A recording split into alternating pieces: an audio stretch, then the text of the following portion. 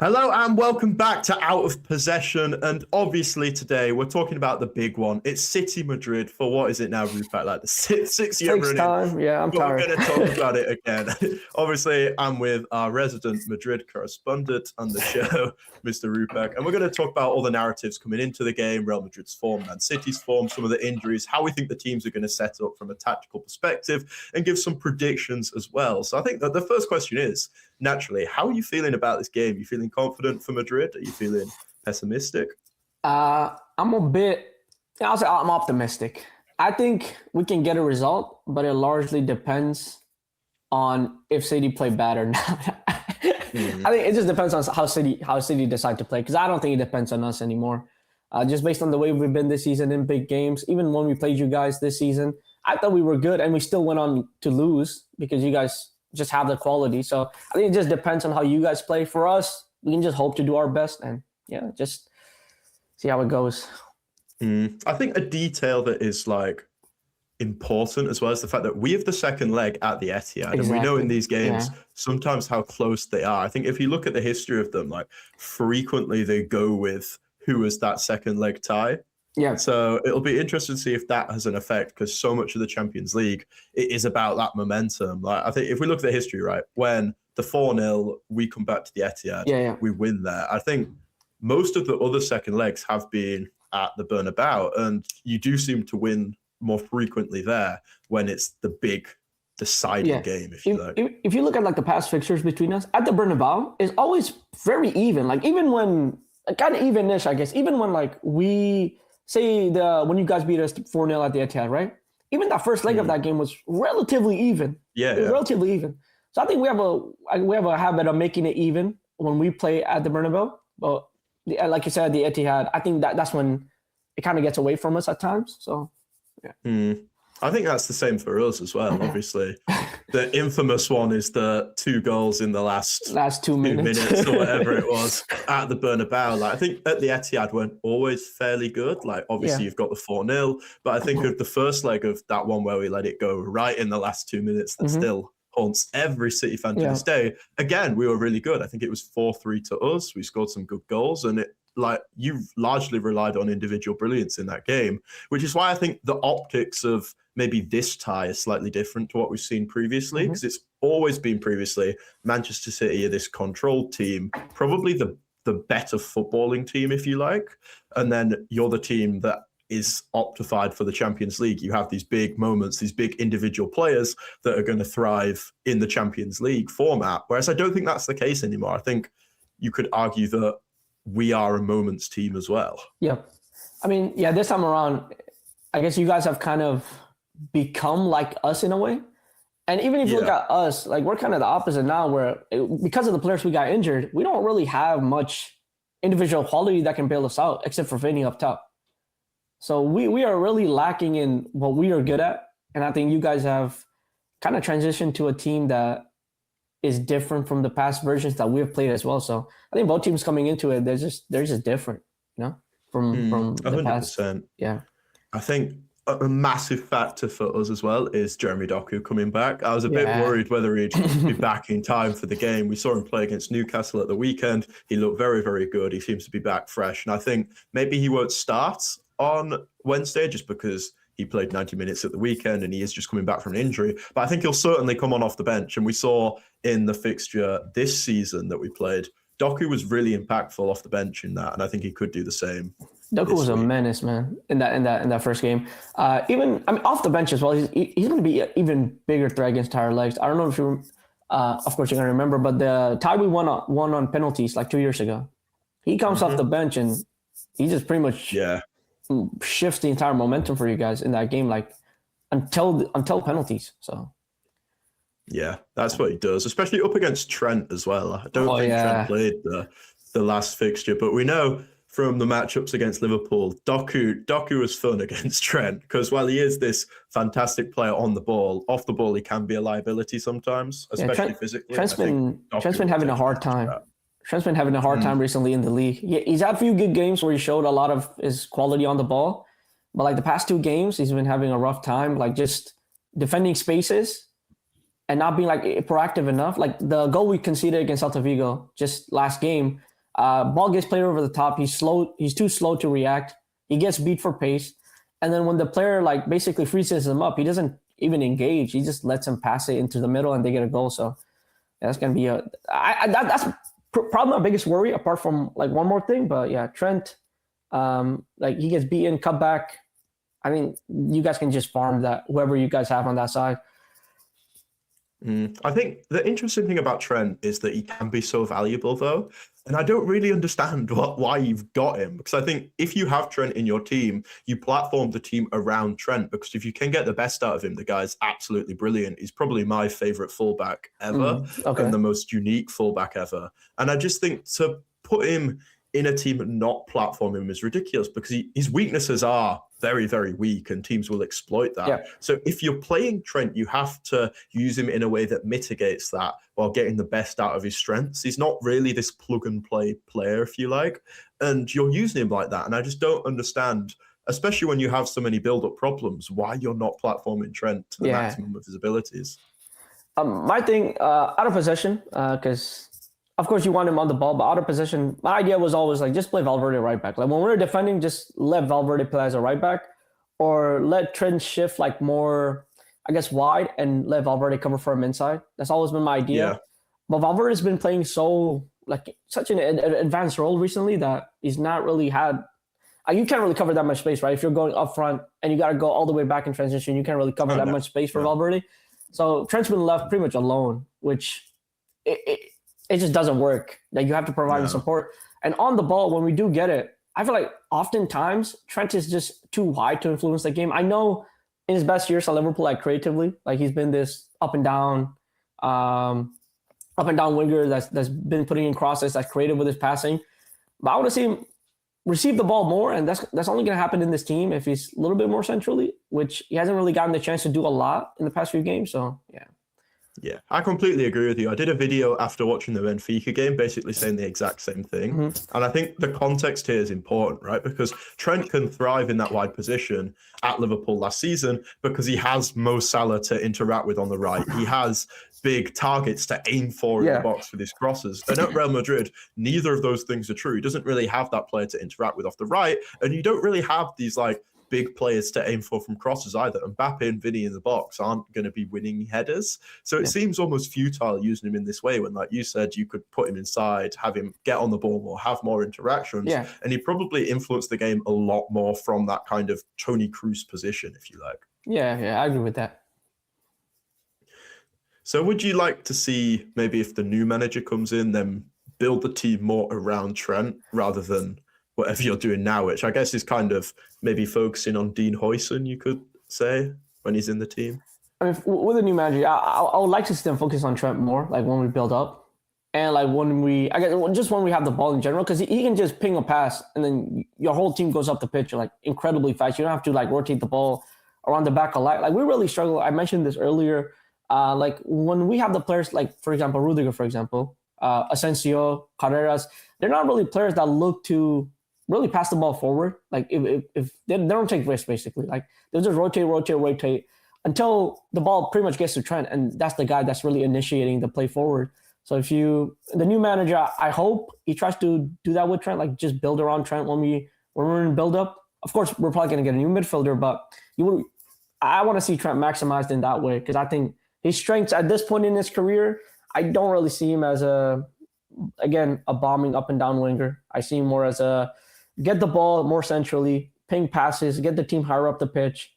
And then from there, if you get higher up the pitch, you can put balls in, but your main responsibility should be just to progress us up the pitch as fast as you can, when you can, you know? Yeah. I think there's been links. I think they're from those like dodgy accounts where it's like footballlive.com linking Trent to Man City in some like terrible AI kit. So I don't think there's much substance to it, but hey, we're in the market for a right back. I wouldn't say no to Trent. Yeah, anyway, I think the best place to start when discussing this game is with the lineups, right? And then you can kind of see how these players will interact. So given the like mass volume of injuries and key injuries as well Real Madrid have, how would you set up Madrid for this game? So of course in goal you gotta have Courtois, obviously. I hate that guy so much. Just like quickly, I remember in that 4-0 he made two ridiculous that Haaland save. That Haaland save when he was going the other way, then he came back to save it with his hand. That save is so ridiculous, dude. I remember like everyone I was at the other end of the ground. Everyone started like celebrating, thinking it were a goal, and everyone was bewildered, man, when he saved it. I remember I said to some random bold bloke in front of me, it's going to be one of them, innit, where he has this crazy performance like the Champions League final against Liverpool, but luckily he didn't. But yeah, so Courtois in goal, right back, obviously Trent. The two center backs, I think Højsund's going to be out for this game, or on the bench. I don't really know the situation, so we're probably going to go with Rudiger and Asensio. And then left back, Ferland Mendy's back. He played the first full 90 he's played. I don't even know the last time he played a full 90. He's been injured for so long. He came back last game, played a full 90. I think he'll start over Fran. Midfield, Tchouaméni. I think Camavinga's back. So those two in a pivot. Valverde and then Güler to make up the four in midfield. And then Vini and Gonzalo up top. And I think we'll have... Yeah, you can go. Sorry, that's like notable superstars missing from that team, isn't there? Mbappe out, Bellingham out. But I kind of look at that and think, from a certain perspective, can that help Madrid? Like, we're playing devil's advocate here because I don't think it does, but we've seen so often this season, like, they do kind of want to occupy the same spaces and they do just get in each other's way a bit. So can having this more balanced team maybe be a slight advantage? I mean, when we did play you guys in the game earlier this season, we did look... that's probably one of our best games, like just as a collective. Like we created a lot of moments in transition. I feel like the Jude chip, the Rodrigo chances, the Vinny chances. I feel like we played well, but I feel like having both Mbappe and Jude out is the big problem. If one of them was out, I wouldn't really be massively worried coming into this game. But for example, I feel like Jude is such a big part of just us containing teams defensively and pushing the ball forward. Having someone like Güler, for example, who I'm going to probably, I don't know if he'll touch on how these guys will play, but I'm going to touch on later. He's just a massive liability in these games where he's facing players who are just better athletically than him. Even on a technical level, like Rafa Silva, for example, for Benfica, Güler was just handing them free transition opportunities, just letting them run through him. I feel like with Jude in the team, I feel like that is the biggest miss for this game.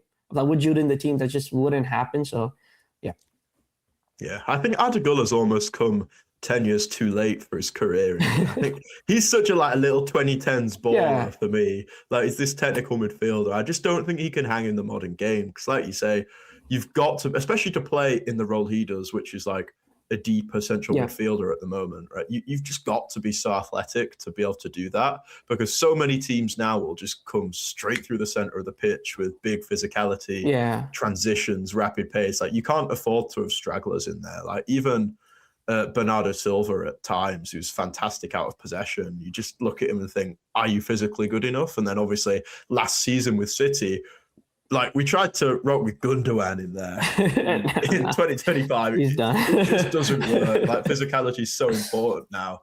And I think that is something we could take advantage of depending on who plays, because we do have super physical players. And I can see Guardiola again leaning into that Güler weak point and exposing it like we did with Nick Walter-Made, or Walter-Mada, sorry, because I got attacked for mispronouncing against Newcastle. I could see that being an area to exploit. Yeah, I agree. Again, we're probably going to mention it later on, but one thing we are really weak on is like defending like the space in front of the center backs, not just from like when teams, I guess, put like players in those spaces, but also cutbacks.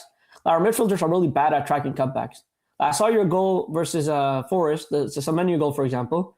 Those type of goals, I feel like are just going to happen in this game. If they don't happen, I'll be extremely surprised. Like, you could probably nick like 2 goals just off of that, like pushing the defensive line forward. And our midfielders are slow to track back. I mean, Güler's not going to do a great job at that. Tchouaméni, who should be doing a great job at that, gets caught lacking, like sometimes in those situations. So, yeah, that's also like, I feel like a big negative without having Jude, because if we had Jude, we could probably put Kama and Tchouaméni in the center to cover like those kinds of runs and spaces from the opposition. But with Güler there, we can't really have that versatility in a way. You know? I think that's a horrible weakness to have against the Pep Guardiola team as well, because that's arguably what he's built on for the last decade or whatever. Like we saw against Newcastle, they come and set up in their block, and how you probe, and then we find the weakness in the block with Nick Walter-Mede, who's obviously a striker, playing in midfield, and he's just not checking his shoulder for Nunes. And then in the second half, Pep clearly identified that, and we just consistently find Nunes in between the block. And we made Savinho look good because of that, which is impressive. But every time you're on the ball, it's Nunes attacking the half space. It's Tijjani Reinders attacking the half space, which is interesting because I wonder if maybe this is a game for Reinders from a City perspective, because that is what he's so good at. Probably one of the best players in the world for me at making those runs into the half space. Players like him are really the bane of our existence. Like players like him will punish. Even when you last season, for example. Like this is a weakness that we've had for so long. We just don't do that well. Even last season when he played at the Bernabeu, him and Leao just tore us apart because he kept making those runs inside into those spaces, and there's just literally nobody tracking it, and he just had a free day. And you guys have so many players that make those runs, like Doku, for example, Semenyo, Foden, Cherki, even Bernardo sometimes, Reinders, like you said. So many players make those runs for you guys, which that's the main thing I'm worried about, like for us defensively, like us just tracking those runners, because I feel like it's gonna get bad, like if we don't do it well. Especially at the Etihad as well. That's the thing. Like the Champions League is so momentum based. I think you can talk tactically all you want, but it comes down to the moments every time, and there is always that worry of just the game going away from you. Yeah, that's the main thing. The thing I will say about the Champions League, if you let the game go away from you, you basically lost the game. Like no matter how dominated you have been or like how bad you've been, if you can just keep the game within like a goal or like 2-goal margin until the very end, you have a chance. But if you let the game go away from you at any point, it's just done. There's no way, because building momentum to come back from those like situations are just impossible in this competition. I think that's kind of happened with you and Arsenal last season, right? Arsenal just seemed to stretch away, which is something we normally see. This is what Madrid are excellent at, keeping the game within the 1 and 2, and that's why you have so many of these like a la Madrid moments where you come back from these insane circumstances consistently. But when you look at the games purely in terms of goals, you're always within 1, you're always within 2, like which keeps that on. I think hope's such a important factor, but I think Arsenal did really well in just not giving you anything and keeping that hope away. And I think if you're going to beat Real Madrid, you don't beat them by 1 goal. You batter. You have to batter. That's the only way to get you away. And I worry if this City team is capable of doing that, because we do have defensive flaws at times, which I could see you just kind of always coming back into the game, kind of like you did in that season where we beat you 4-3 and then you went on to score those 2 goals. I think that game was very similar, because I'd say we did control that. We had more chances, but then it's Vinicius Jr. turning Fernandinho, scoring a goal from nothing. I worry about those moments. Yeah, I agree with you. Like that, I've always said this. That's just a champion. You keep it within a fine margin, I feel like you always have a chance, because momentum can swing in any way. Like you could have like 2-3 moments of possession, like, and your midfielder can create something out of nothing, break the opposition's press. You go and attack, you get a goal, and suddenly you're back in the game. When we played you guys, that Benzema goal, like especially the penalty, if we didn't get that, forget the comeback. Like the win is just impossible, because in that second leg, if you guys score first, it's a 3-goal game. We have to go all out attack for pretty much a whole game, and it's just an impossible situation, because you guys have Haaland, De Bruyne still in the pitch. So this is really niche, but I love the commentary for the Benzema goal. I think it's Darren Fletcher, even though it's against us. The one that he Panenka, I think that was in the first leg actually at the Etihad, and he's like he Panenks it, and you just got Darren Fletcher going, "Oh, he's cold as ice." The Iceman. It's so good. Anyway, we'll go through the My City line. Then we've kind of gone off on a tangent, because I think it's really interesting. I think there's a lot of avenues we could go down, and it depends how Pep Guardiola wants to play the game. I think there'll be a real focus on out of possession strength for us, because I think in possession we have more quality. If you can contain you guys off the ball, I think we've have a really, really good chance of winning the game, which is why I think there's going to be a focus on athleticism. There's going to be a focus on pace. And that's how we'll build this team, which means obviously you've got Donnarumma in goal for those big moments, big saves. I think I'm kind of on the fence with Donnarumma. I'm not a massive fan of him. Why? Because of the ball playing. Okay. I've been crucified for this, but I just think we saw against Newcastle what James Trafford brings on the ball. Like there was a moment in the 50th minute where Newcastle, they're trying to bring that intensity again, really press us aggressively for about 20 minutes. And Trafford gets on the ball, plays a beautiful pass along the floor straight into Doku, who can then turns and you've relieved the pressure. And he did that 2 or 3 times and it just got us through those moments. And we've seen this season, Donnarumma doesn't do that. Like, if you want to press us, you'll be able to press us and you do it successfully. It's got to the point now where we basically just don't even include him in the build-up. Like, we will just go 4v4 because we think that's more beneficial than risking him losing the ball, which is crazy. But when we played PSG, remember the comeback with Benzema's hat-trick? He actually made the mistake for the first goal. Like, he basically initiated a comeback because he lost control of the ball a little bit. It's this trade-off, right? Obviously, no one's disputing that he's like a fantastic shot stopper, keeper. Probably, for me, the second best shot stopper in the world after Courtois, quite comfortably. I think it's those two up there. But it's just the liabilities on the ball are so massive. And I think in a big game like this, where you're going to have chances every single time, I'd have Donnarumma in goal. I think it's probably worth it. But in the smaller games, I'm not so sure. How do you feel about him in set pieces? Because that was a massive thing. That was a massive thing with him. Like, it hasn't been yeah, I'm a bit on the fence still with that. He has dodgy moments, don't get me wrong, where you think, why the fuck have you come for that? But he's got away with it so far this season. And I think, which in the Premier League as well, which is like set piece heavy. Very set piece heavy. I don't think in the Champions League we'll see that as much unless you play in Arsenal, which until the final. So I think he'll be okay in this game with that, right? Right back, I've got Núñez. Obviously, he's one of our most important players this season now, which is a crazy rise from what he was previously. But didn't Pep say he was one of the best players in the world? Like, honestly, I don't think that take. I do hate that take. But he's fantastic. No. I think he's like our top 3 players this season. Núñez is in there, absolutely. Like, he's been unreal for us. I just think he has so much like tactical flexibility as well, because he can go and do that. He can do the touchline roll, do the hold the width roll, whatever you want him to do. But then he can also defensively, he's a lot better this season. He can come inside, do that inverting job like he did against Newcastle. He's just a really, really useful player now, very consistent as well, which is not something you'd have ever associated with Núñez. But yeah, and then obviously, I'm having Mark Gahey as the left centre-back. He's been outstanding. But I think there's a conversation around the right centre-back, right? Because you could go Diaz for the better box defending, that leadership, or you could go Kushnov for the pace. And I think I'll go Kushnov. Because I think Vinicius Jr. is such a threat in behind. Like, we know how important Kyle Walker used to be in these games for us in terms of limiting that. And I think having Kushnov there to kind of give that pace again is important, which means left back's a hard one, man. Because obviously, Aït-Nouri, I don't know how much you've seen on him, but he's been very, very good recently. But then you've also got Nico O'Reilly, who's been playing more in midfield. Yeah. And I think we might see Nico play in midfield. I think Pep might go all out on physicality. I mean, that's what y'all been doing recently, right? Like the box. Yeah, exactly. Yeah. So yeah, we'll put Aït-Nouri in there for now. Then he gives you nice. Obviously, down the left, he's a very attacking player, right? Which is useful. And I think you don't really even have a right winger now, do you? It's kind of all midfielders. Nah, we're probably just 4 midfielders.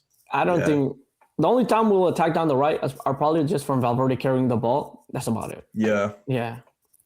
So you kind of want to pack the midfield with physical quality to try and compete with you guys in there. So I think Aït-Nouri will have the freedom to go and get forward and maybe it not be a threat the other way. So we'll put Aït-Nouri in there, which then gives you a midfield of in the diamond, which is what we do out of possession. It'll be Rodri, Semenyo, Nico O'Reilly, and I could see him going maybe Turkey, you know. I think this is Turkey. He did have a good game against us. I'm like, yeah. A really creative player. Like Turkey in the 10, and then Haaland and Semenyo up front together. I don't think this is one for Marmoush. Wait, so you have Rodri at the base, this Turkey is in the 10. out of possession. Oh, out of possession. Yeah. Okay. It's kind of like, we'll go like, Rodri at the base, and then Bernardo kind of, it's very, very fluid. In possession, it kind of just, obviously, everything's a 3-2-5, right? You overload the back line. It's the same thing everyone does. And we struggle with maybe not having that wide threat. We'll go really narrow, but I think we'll be comfortable doing that in this game. Because I can't see Doku starting after he's played 90 minutes, and I can't see Savinho starting either because they're just both coming back from injuries. So I think naturally you're kind of forced to go really narrow with the players we have available, which means that with Rodri, Bernardo, O'Reilly, and then kind of Cherki is that more advanced option. I think Semenyo is fantastic as well. He'll definitely start because he has that clinical edge that we've seen recently with his finishing. But it's just, in possession, I think he's been relatively poor, to be honest. Like, his touch is a bit clunky. Maybe he's not progressing the ball with his carrying as much as we'd expect. But finishing-wise, he's been excellent. He's just a natural goal scorer. And then out of possession, he's an absolute beast. So from a perspective of mitigating guys like Camavinga, Tchouameni, Valverde, who are really, really good athletes, I think you need Semenyo in there. I think he's the player I'm worried about the most outside of Doku. Yeah. Just because of like how quick he is. Yeah. I watched the Forest game. The way he gets his shot off, like, is so... Oh, it's so good. It's so good. Like, he's 2-footed as well. He can get a shot off from multiple angles. He's fast. He's quick. With Haaland, I think Haaland's going to be more like, he's just going to drag everybody out of possession. Like for example, our center backs, like, we defend individually. We don't really defend as a collective in the back. So if he drags a defender out, for example, Semenyo, like, that guy just has a free reign to just pick out those spaces, attack him behind, and just do whatever he wants, which I'm really worried about. I'd be terrified of Haaland at the moment. He's had, like, he didn't play at the weekend. I think he played against Forest, right? But he's had a full week of rest, and he's looked really, really good recently. He has. But 2 games previously to that, he was linking the play really well. He was winning his duels like he was at the start of the season. The goals haven't been at the level you'd expect maybe for a Haaland, but the all-round play has been really good. And I look at that matchup against, we're saying Rudiger or Asensio. Yeah. I fancy him in there. And like I said, individually, they don't, like, they always get pulled out of possession so easily. Like, Lewandowski does it, like, every time in the Classico. That's like one of their biggest things they always do. Lewandowski plays, comes deep, pulls everybody out of possession. Yamal or Rafinha goes in behind. And I think Haaland's just going to mess with us so much just because of that. So, yeah. I think it gives you that out ball, though, as well, right? We talked previously about how pressable we are. Yeah. But if Erling Haaland's winning his battles, like, you can just whack it up to him and he'll hold it up, and then you can play from there. Like, this is something we saw against Arsenal, like, seasons and seasons ago, Haaland and De Bruyne. Arsenal squeezed up really high. There's that famous goal, right, where it's just straight into Haaland, knocks it off to KDB. KDB carries, bottom right corner, 1-0. That goes insane, by the way. Like, the finish on that, on the bottom, just on the ground as well, it's just insane. Naughty. I wish if you're still a De Bruyne, man, this is a different game. De Bruyne used to make me shit my pants, bro. Yo, I'm not even joking you. Every time he used to touch the ball, like, it's always that fear with him. Like, he wouldn't pull off, like, every action, right? But it's always that fear with him. Like, every time he used to touch the ball, and I just used to see, like, players just running off of him. Even it could be, like, the slowest players ever. I'll just start shitting my pants. Like, fuck, he's gonna carry the ball. He's gonna make that pass. Like, he was scary, man. Like, I think that De Bruyne for me is, like, one of the best midfielders of all time. I think a lot of people maybe underrate him slightly because he was a Man City player. Like, I think if he played for one of those historic clubs, like a Real Madrid or a Barcelona, or even like a Man United, just something with a bit more of a global historical pedigree, if you like, he'd absolutely be rated as number 1 because he was. I think he'd be seen as the best midfielder, like, of the past 20 years. Like, that's how I see it. Comfortably. I usually do, like, a threat list of, like, players that have just made me, like, extremely scared. After Messi, he's probably second. He's clearly second for me. So Yeah. I think the fact that like it's always Prime Ozil's the one he gets compared to. It just pisses me off. It's always Prime. Ozil, it's like 2 minutes. It's like De Bruyne has done it at a higher level for like 8 years or whatever it was. Just silly numbers. But Ozil's done it for 10 minutes. I'm taking Ozil. Oh, it winds me up.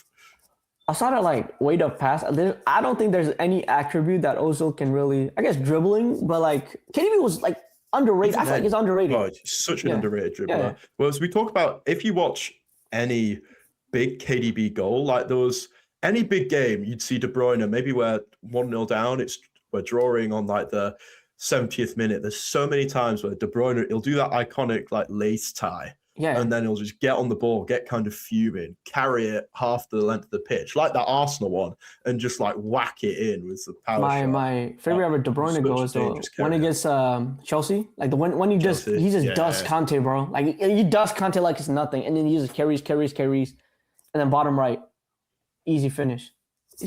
But that's what I'm talking about. Like there's so many goals like that where the carrying's a massive part of it, but no one really sees him as this fantastic ball carrier, but yeah, he absolutely was. Like there's one against Spurs as well, which I think's my favorite De Bruyne goal. But he gets on the ball again. It's a very similar thing. He must carry it like 30 yards, and then he just whacks it weak foot straight at Lloris almost. But it's so powerful, it goes past him. It's kind of one of those like Aguero finishes at the near post, like high. I love that type of finish. I don't know how much of the Euros you saw, like the last summer's Euros. Bro, he was ridiculous, dude. I tuned into 2 of their games. He was ridiculous. Like even on a technical side, like he wasn't even like he's an athletic beast in my opinion. Like the way he carries the ball, all that. Yeah. But just on like those stop motion like things he does, like just stops the ball, doesn't have to do much. Like does those little flicks, gets past the player, plays a pass. Like he was ridiculous in that Euros, in my opinion. Yeah. Where do you see him in like comparison to a Modric? Because I know they're very, very different players. And I think Modric is either, from people from England, he's either massively overrated or massively underrated for me, just because we're not watching Madrid week in, week out. So as someone who does watch Madrid almost every game, where would you have him in comparison to Modric? So in comparison to De Bruyne, I've always said about De Bruyne, like comparing him to a number 8 kind of does him a disservice, in my opinion. Yeah, exactly. I think he's a final third specialist, right? Yeah, I feel like he's one of the best like forward-minded players that I've seen like in the past 20 years, for example. He's one of the most offensive players, like one of the best offensive talents I think the game has seen. So I feel like comparing him to number 8s, which look, number 8s, they're good, like they're good players, they're really valuable, but I always view football as like a hierarchical sport, like top to bottom. Like if you were like a generational talent, right? As in, if you're a generational attacking talent, for me, in my eyes, you'll always be a better footballer than like a generational number 8, because you just provide more value to win more games. That's just how I see it. Yeah. So when you compare him to Modric, I just think he's a better player than Modric. I think he's a better player than pretty much every single number 8 that I've seen in my lifetime. But that's just how I see football. So yeah. Yeah. What about Zidane? I don't know how much of Zidane you've watched. I've barely seen anything, so I can't comment. But with Zidane, I think they're comparable. Zidane's like big game repertoire. I know people like say, oh, he ghosted. He only lives off of highlights and stuff. I went back and watched like in his Madrid years, like the first 3 years, like in the Champions League. I've just watched the knockout games, like the ones against Juve, the ones against United. Just in the knockouts, that guy, I would probably say he's better than De Bruyne. He's ridiculous. Like I'll put in the knockout stages was ridiculous. His technique, his physicality was ridiculous. I think De Bruyne is probably a better passer, like outright. But just I think Zidane matches his production and probably solves problems a little bit better. So I'll probably have Zidane above De Bruyne. But I think if you compare De Bruyne to the rest of like number 8s, I think he's just better than them, like flat out. Like that's how I see it. But yeah, I think Haaland for me would be the most threatening player for you guys, just because I think the gravity he like has in the box. I think there's like that's a basketball stat, right? Gravity. About that more than me. It's basically how much a player can influence the game by pulling opposition players like into his domain, almost basically how much gravity he has, hence the name. And I think Haaland just has crazy gravity. Like we'll see so often, maybe 2-3 defenders are so focused on him, and that's what allows Semenyo to kind of drift into the box and score the goal. same with Marmoush. Like so many of his goals come from Haaland, and obviously the media narrative is, oh, Semenyo's scored again. Semenyo's amazing, but the reality is these goals don't happen without Erling Haaland. So I think just his like off-ball effect, I think Haaland's so threatening. Yeah, that's why I'm scared of Semenyo, because Haaland enables them to do so much, like pull players out of position. That just gives players like Semenyo just like a free reign to just go into those spaces and just create havoc. Haaland's just like a disruptor in a way, you know? Yeah. Big disruptor. I think Doku coming on off the bench, obviously we touched on him at the start, but he's a massive threat too, especially if the game's like what we saw at the start of the season, right? Is the game was kind of a bit wishy-washy. There was no real momentum in it. Doku can come on. In fact, I think you were on top when he came on, right? Having a bit more going forwards. Doku comes on, that changes instantly, because now you not only have Haaland as that outlet, you have Doku as well. And Doku will keep the ball, especially with Trent. He'll beat Trent every time, and he'll just get you up the pitch. And I think having that momentum changer off the bench is so important. Yeah, I said this about wingers, I think the last time I was on here, but having those wingers that can, like, I guess, just dribble past your man. Now, if they don't even like do nothing successful off of that, like the momentum that builds for the rest of the team, like, yeah, we gotta get going. This guy beat a man. Like now we got them under, you know, on their backs. We gotta keep going. Like Doku just brings that so much. Like he beats a man, the whole team's mentality is now like we got them on the back foot. Now we gotta keep going and going and going, you know? Yeah, 100%. And I don't think you necessarily have much of that off the bench. Like previously, it would have been Rodrigo, or it would have been, I don't know, like maybe Lou, I guess, if we needed like a target man, etc. But you've always got these changes that you can make in previous Champions Leagues. Where I look at your squad now and I think I'm not really worried about how these players are going to impact the game. That's also the big problem we had this season. Like not just coming into this game, like we just have zero quality of depth. Like it's good having players off the bench, but what's the point if you have no like real quality? Like real depth coming off the bench to actually make something happen for you when you need them to. Ibrahim Diaz, he's all right. Like he's pretty mid. Like he's like I think like a mid-table La Liga player, like a mid-table Prem player, like a mid-table any club. I don't think he would make it as a starter in like a big European club.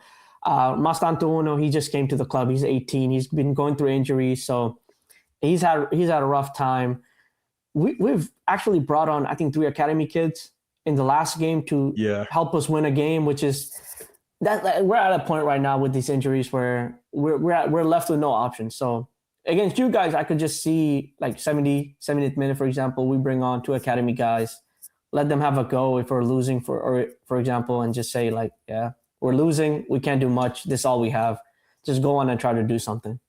I think it comes back to this idea of momentum, which is so prevalent in the Champions League again, right? Having substitutes who can change momentum in games is so important. It is, man. And that's another area where I think we have the advantage, because it's not only Doku, right? Depending on who starts the game, but you have your Fodens, your Cherkis. Like there's so many guys who can shift the game whichever way you want to go. If you need some more stability, you've got a John Stones, you've got a Nico Gonzalez. Like even someone like Marmoush is fantastic off the bench and can impact the game. Like, but it's having varying profiles as well. Like if you need to change the way you play, we can do that, where I'm not sure you're as tactically flexible right now with the options you have. Yeah, I think that's what you guys have always been good at, just having those quality of depth. Like even if people say you guys spend a lot of money, but you're spending money for that depth. It's like smartly, though. You need that depth, especially in football today, where you play so many games, etc. Like having those players, like having different players with different qualities, different profiles that can come on and do different things when you need them to. Like even like a Savinho, for example, who I wouldn't say he's one of your best players. Like him off the bench. Like if you want someone to just take someone on, win fouls, for example, bring him off the bench.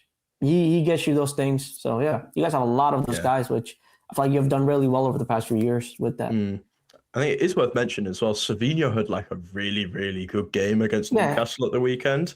He's come back from injury and he looked like Savinho when he first joined last season, when he was like taking players on, making good decisions. I think you've probably seen the clip of where John Stones plays him through and instead of shooting, he squares it straight to Dan Burn, which wasn't great. But consistently throughout that game, he was beating Lewis Hall, who I look at as a very, very good defensive left back, but Savinho was winning that duel consistently. So if you can carry that form into this game off the bench, that's a threatening substitution as well. Like, there are so many options for us. Yeah, you guys just have of them like a lot. Even in the first game we played, like Savinho came off the bench. He was great. I thought he was great. Yeah. He was winning fouls. That was one of his better games. Yeah, he was winning fouls. He was taking people on, and the amount of space we give to like players, especially in the opposition's like forward line, like he was just thrive. Yeah, it suits him and Doku very much. Yeah, which is why I think Doku could 100% start this game as well. I think the starting 11 for us is almost a mystery. There's so many different ways we can go. And the thing that puts me off it is the fact that he has that injury. He's just coming back from, and he played 90 minutes at the weekend, which makes you think maybe you go elsewhere. But it wouldn't surprise me if he starts the game. Yeah, I mean, it wouldn't for me either. I think he's probably, especially against Trent, like if you have a chance to just kill him and just like get rid of him in the first leg. I'll just like kill Real Madrid in the first leg. You don't got to worry about like potentially you come back at the Etihad. Personally, for me, since he already got a cameo in the last game, I feel like that's enough to build. I'll let him play like 60 minutes in this game. I'll probably start him, play 60 minutes, then bring him off for another player. That's what I would do if I was Pep. But yeah. I think there's just, especially in a game that is so transitional, like you say. Yeah.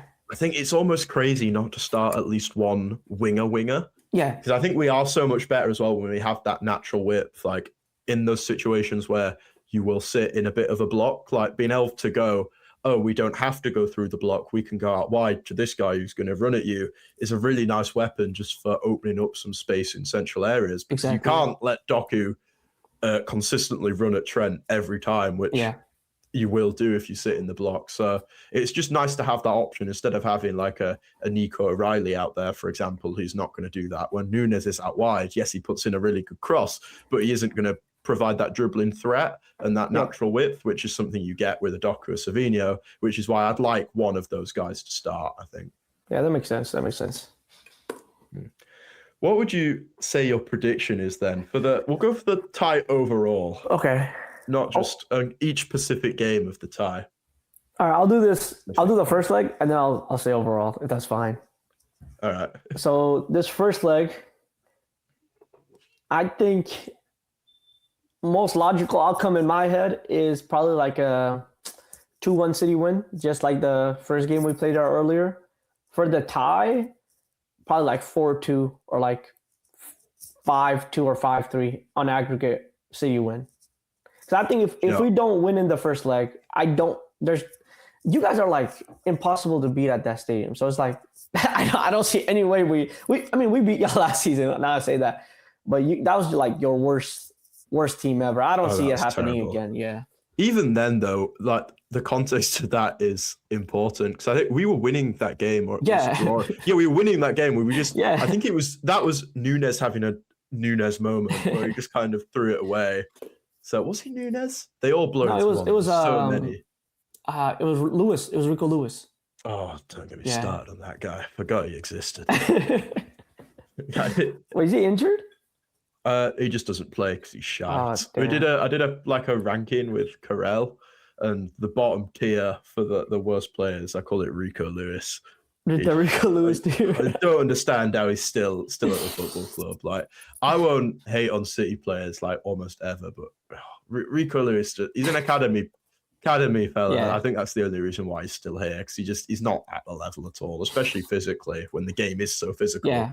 Anyway. But yeah, I was going to go 5-2 as well, the exact same as you. I think probably 2-1 on Wednesday, and then I don't see you beating us at the Etihad. Yeah, I don't we'll see it out quite comfortably. I reckon like a 3-1 at the Etihad, 5-2 overall, quite nice. The only way we even have a chance, we have to at least win the first leg, which is already hard in itself. So we have to win. I think you'd have to win the first leg by 2.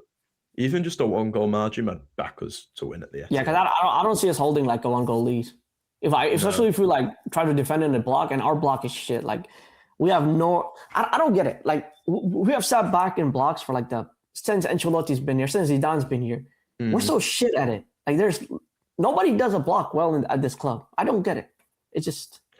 I remember that. Was it It was the one that we lost on penalties. Your block was decent then, to be fair. Yeah, but even then, like, you guys that is so long ago. You guys had so many chances. I think we had a lot of big chances. Yeah, you guys had so many big chances. So, like, if you're gonna play a block, you do it to limit the opposition's like chances in the actual box. And if you can't even do that, you're just doing it for the sake of doing it, then there's really no point, you know? So there are predictions, both going 5-2. Let us know your guys' predictions down in the comments below, whether you're on Spotify, whether you're on YouTube. If you're listening on Spotify as well, please hit that follow button. It really helps push out the pod to other listeners who would love Out of Possession. Give us a 5-star rating too. I think we've got 3 5-star ratings at the moment. Can we get 4? That'd be pretty mint. We'll see you guys on the next one on Friday, which is John McKenzie, which is quite exciting. We're going to be talking pressing. I'll see you then.